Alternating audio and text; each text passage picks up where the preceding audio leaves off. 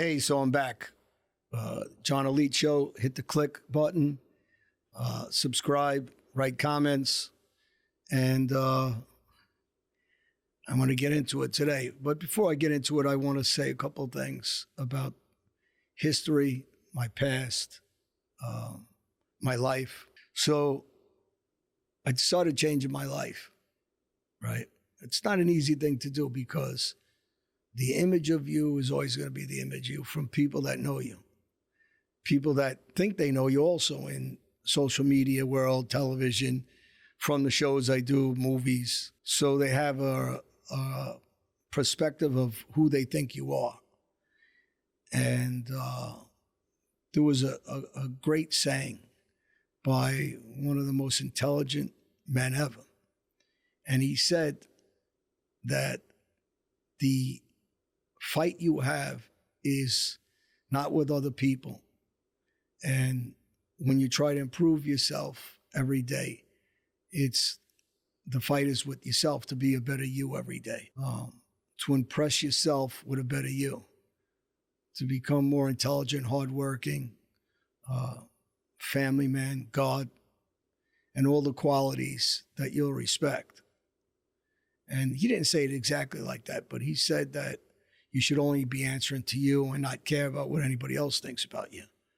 Because people that are going to talk about you are going to talk about you out of jealousy, out of hate. Some people, because they care about you and love you and like you. But the only person that you have to wake up and challenge yourself is yourself. And President Donald Trump said that in different words. And anybody that knows me knows, not because he's our president, but I have the utmost respect for him. And when you go back and you look at yourself in your past and you say to yourself, how did I go wrong? You're almost embarrassed to be in company of the people that, as you're moving through life, that you're in company with. Successful people, men and women, businesswomen, people that you meet in church. I believe in God. I believe in faith. I believe in changing your life around and being who you want to be, not who you became after you went the wrong way. And, stories are cool and to tell the stories and some of the history stuff, but that stuff's got to stay in the past. Sometimes it's difficult because of egos. But the more you're in very good company of people like, the Farrells, I'll say hello to him. Bobby's going to laugh. His son, Matt, and Bo. He's now a major in the armed forces. He was a teacher in West Point. He has a family and a baby. His father's a great guy. His brother was an ex-pro basketball player.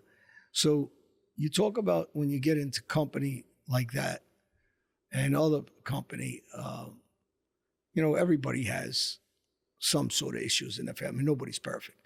Life doesn't work like that. There's always dysfunction here and there. I'm going to get into what everybody's hounding me about recently. And that was that John Gotti Jr. was on a talk show. And so naturally, as soon as he's on a talk show, everybody's sending me clips and writing me, and they mean well, but I'm not answering to anybody. I don't answer. I don't clips. So I'm going to say what people aren't expecting me to say here. That's way in the past for me. It's way in the past, I believe, for him too. I think so anyway, and I hope so.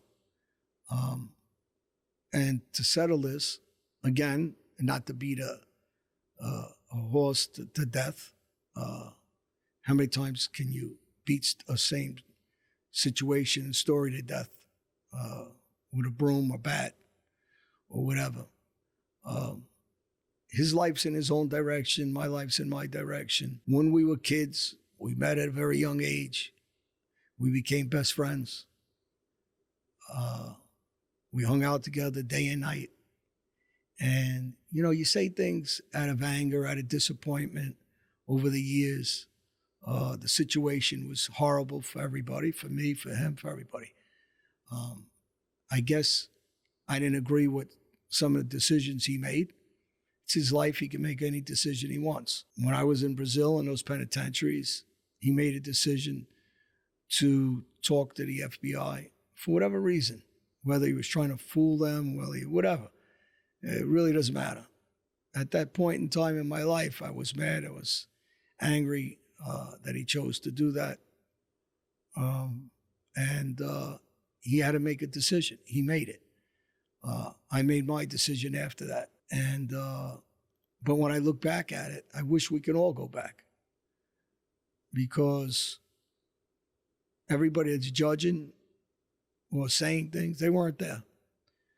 We were there, and he's right. We met in about 82, and we stayed together probably to 92. 91, my son was born, Johnny. He came out to the hospital in St. Pete in South Brunswick, St. Peter's Hospital, see my son with his cousin John and Michael. 92, I got in some trouble, and we were starting to have our differences. 94, I caught a case in Long Island, Nassau County. We would see each other after court and meet and talk, and we were back and forth, but not staying each other like that in 94. We've seen each other a couple times in Atlantic City, difference. We had some meetings in Howard Beach. But in 95, I caught a couple of cases. And he sent a couple of guys out to my house a couple of times to talk to me for messages back and forth. Little Jackie and Tommy and Charles in those days. Later on, Greg DePalma and him and them, they came out to my house in South Jersey. Probably around 95, I wasn't home. Greg just started boxing at the time. He wanted me to give him some boxing lessons and talk to him. I had a pro training camp. But in 95, I caught a couple of cases. In 96, I went to jail. He also went to jail, and that was really it. We didn't see each other much after that. In the early 2000s, whatever happened, happened. And then I went back to prisons, and he went in and out. We were good friends. And, as a kid, I would have died from him. Not only, that's not just words. We were at the arena one night. I had 120 stitches in my stomach and chest from when I got baseball batted, stabbed up, hit by a car. I had a broken arm, jaw, everything. I was messed up. And we pulled up, and there was a fight going on with Perone at the time, was a powerful skipper. And we got in it, and he got in it. And Perone's nephew got shot. And during the melee, I jumped in front of John. And if I would have got beat up bad, I would have probably died from internal bleeding. I just got out of the hospital. But I ended up back in the hospital. So I did still go in front. Anybody knows us knows we were always together. We did a lot of things together. And I'm not going to get into, it doesn't matter about what drugs or murders or shootings. It doesn't matter. We were wild. Everybody knows we were wild. He slept over my house a lot in Woodhaven. I shouldn't say a lot, but enough in my house. And we joke, and I used to sleep over his house a number of times. I won't use the word a lot. But we were best friends, best buddies, whatever you want to say. We went on cruises together on the weekend, and these weekend cruises, and we spent family holidays together, and it is exactly what it is. And it's a shame, because that's why I don't like that life. And from what I gather, he doesn't like that life either. And I wish we can go backwards. We can't. I have nothing. It's sad to say that this is what that life brings us all. Nothing but pain, misery, separation of family. He watched his poor father suffer and die in prisons. I'm not a big fan of Sammy's at all. Everybody knows that. I may have said a couple of things in the past. People say, well, you said, yeah, because I was angry at John. So it's a way of getting at him at some of the things. I was wrong for even saying that. I'll say it truthfully now. Sammy is who he is. It's never going to change. Unfortunately, I stay away from him now. I don't have nothing to say even about him. I appreciate what I've heard, what he said about my daughter passing. And that's a pain that nobody knows unless you're a father or mother that lost somebody. That's something that you don't want to give or your worst enemy to know what that feeling is. It's never going to go away. It's a hole in you forever. I appreciate that he said some kind words about it. And again, I have no ill feelings anymore. That's done. I don't want to keep doing this. This is almost 20 years of going back and forth. None of this is important anymore. Whether he likes the decisions I made, that can't change or not, and his decisions I can't change or he can't change either. So at this point, why even talk about it anymore? You know, honestly, we used to laugh a lot, talk about, you know, Rooney, and we used to joke about Woody Allen. What are you going to wear to the burglary and the robbery? You know, some dry humor we used to have, and we'd go to his uncle's cafe, and we did a fake shooting there with blanks and blood. I mean, those are the things I'd rather think about: the laughter and the fun things, the drinking games and stuff we did as kids in the bars and Butterfingers and the bar across the street. I forget Timmys Bar's name right off the top of my head, but we were always over there and gambling, playing dice in the schoolyards and sports. You know, you miss all that stuff, yeah. So he did whatever interview. I don't watch it. Anybody thinks I do, I don't. I know everybody's sending me clips. I put on one clip, a short period of it, about my daughter. That's why I mention it. The rest of it I don't watch. I don't even watch my own. But as far as whatever happened with any of these guys that are in jails, like I got to say condolence to JoJo Carrazzo's family. And JoJo, you think about all of us. I was in Florida in Tampa in early 80s, 82 about, with me, Ronnie, one of them, and JoJo. They had parole at that time, probation in Tampa and Clearwater. So we were all down there together. I was a 20-year-old kid at the time. Ronnie was probably in his mid-30s, and JoJo was a couple of years older than him, I think. I mean, time flies. And then I think about the fun times and the laughs and the PM pub and different places. I don't want to talk about the violence, and because that was a rotten life. And I'm not lying about that. Anybody that says it was a good life is wrong. Ronnie One-Arm's home, and same with him. He's home. I didn't wish him to stay in jail for the rest of his life and whatever. We had our differences. He made decisions I didn't like. And I guess same with him. But it was a terrible life. If anybody could say anything different about that life, then I would challenge them to sit across from me and tell me how any different. It was a rotten life. It was treachery and betrayal and misery, and our family suffered. His father suffered. The kids suffer. And anybody that says it was great is just full of crap. There's nothing great about it. It's relationships built on money and crime, and you can go to work and have a good job and live a nice life and stay with your family and have that same camaraderie with normal people without the treachery, without the violence, without the jails.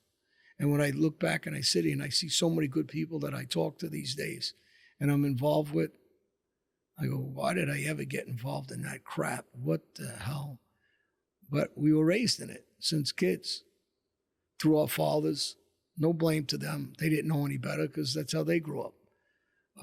His father, a complete gangster. My father, a gambler and a guy that hung around these street guys his whole life. So I was introduced as a kid into that world, didn't know any better.